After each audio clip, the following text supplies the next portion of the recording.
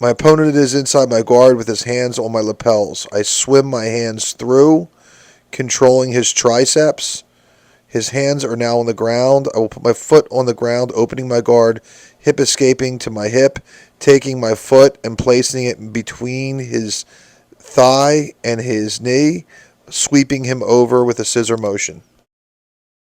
Notice my instep between his thigh and his knee kicking up as I take him over in a scissor motion.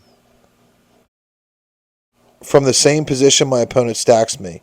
After creating my angle, I take my other leg and kick the back of the leg between the thigh and the calf, sweeping him to a mount.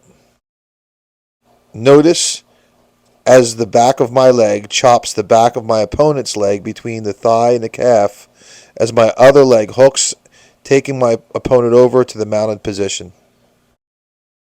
Once my opponent's hands reach the floor, he will continue to move forward. He knows that I want to turn to my hip and get my hook in.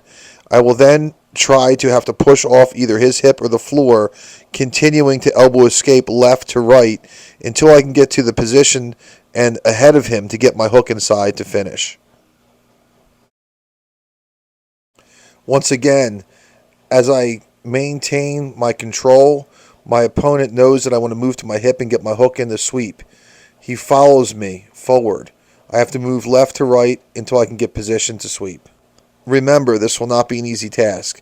As fast as you move backward, your opponent will be moving forward.